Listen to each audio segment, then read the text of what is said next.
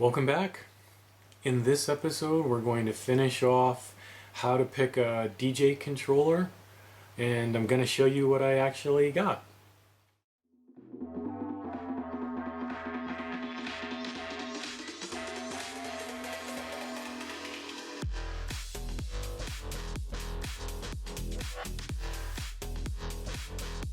DJ Roubo.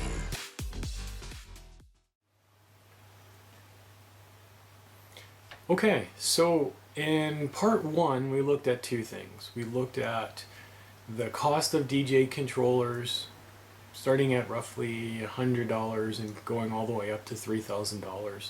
And then we also took a look at the capabilities of each particular class. So gives you a good head start. And then in part two, we took a look at the different DJ software or applications. We looked at Rekordbox, we looked at Serato, we looked at Traktor, and we looked at Virtual DJ. It wasn't necessarily a full review, but there were, I think, a lot of good highlights in there to give you a good sense of what to look for in each application. So in this one, we can kind of combine all of that information, and then ultimately I'll show you what I picked and why I picked it. So what were the things that were important to me? I really wanted to get a DJ controller and try to keep it in the $500 to $600 range. I was primarily looking at something that was going to be used or something that was an open box. That way it would allow me to get up a level, but still maximize sort of that dollar. I really wanted a 4-channel controller. Now keep in mind, if you have a 2-channel controller, and let's say for example you have an instrumental going on one side and an acapella on the other side, you've now used up your two channels, and so sometimes getting out of that can be a little tricky. With 4 channels, you can have an acapella going, you can have an instrumental, you still have 2 channels open to mix in a whole bunch of other stuff, and I do want to use that. Now for me, and I think I said this earlier, I'm an open format DJ, meaning I play all kinds of music. I'm not just hip hop or EDM or house. I come in and I might play 90s 1 minute and I might play hip hop the next. Lately I've been on this Jersey club thing, so I'm playing a lot of that. So it's important that the application I pick be flexible that way. Traktor is largely something that's more EDM oriented, more house oriented. Serato typically is for DJs that are primarily hip hop. So with that in mind, first of all, the primary application that I chose was Rekordbox DJ. I think that fits my style of DJ. I really like the effects in it. I like the way that it feels. It does largely what all the other applications do, and then does it typically a little bit better.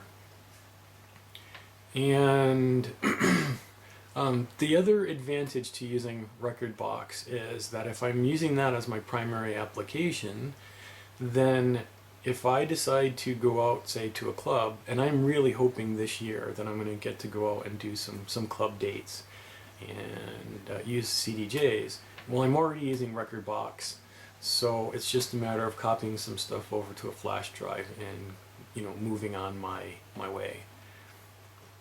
So Rekordbox was going to be my primary DJ application. That said, I want the option of being able to use whatever application that I want, whether that is Traktor or Serato or Virtual DJ, whatever I feel like doing. The main reason that I'm looking for another controller outside of the NS7 is because this really only works inside of Serato and Virtual DJ. If this worked in, if I could get this to work in Rekordbox, this would be the perfect controller. I wouldn't need anything else. If I could get this to properly work in Traktor, again, I wouldn't need anything else. But because it's really sort of, when I say limited to Serato and Virtual DJ, and Serato isn't an application that I feel super comfortable in, then this controller doesn't get the I'm not maximizing the functionality of this particular controller. So, that's sort of long-winded. So we have a cost, we know capabilities. If we're going to 4-channel, I wanted to make sure I had decent jog wheels.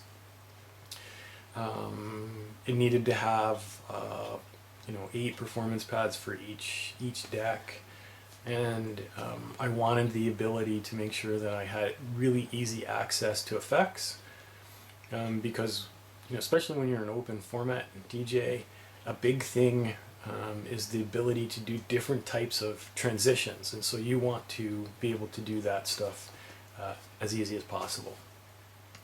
So, what did I end up with?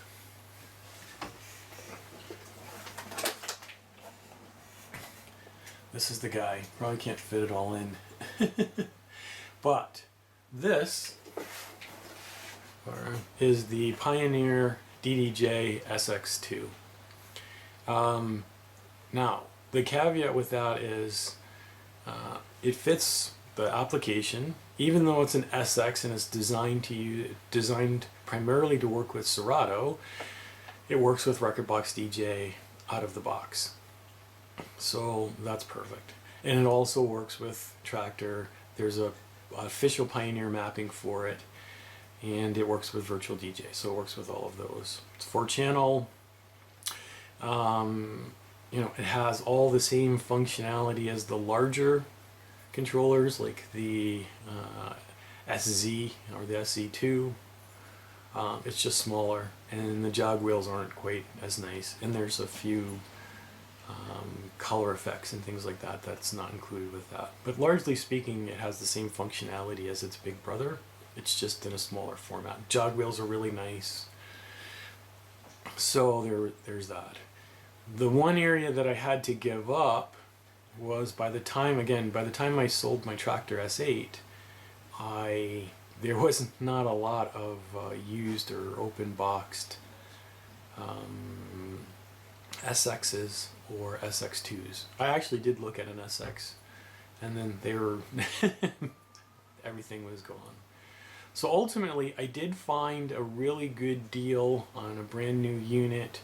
Now, a used unit for the SX2 was roughly $800. I managed to find a brand new one for about $850, so I thought that was pretty good. They normally cost, if you went to Guitar Center or someplace like that, they normally cost about $1,000. So, and they have really retained their value. Like, I spent, a stupid amount. I spent retail essentially for my Traktor S8 a year ago, and they're going for almost, half that just a year later on the used market. So, anyway, so that's ultimately what I picked. I'm super happy with my decision. It is a really cool controller, and I'll do a review of it here pretty soon. I really hope that you can see my thought processes and how I ultimately ended up with the SX2. Keep in mind I started with cost, and then I looked at capability. What did I need out of that controller? And then I also took a look at all the different applications to decide what was really important to me. So that's largely it. If you found any value in this series, please like this video. If you have any questions, did I miss something? Make a comment, and subscribe. As always, there's a lot more great content coming your way, And I'm really looking forward to doing some great stuff in 2017. So with that, I will say cheers and happy holidays.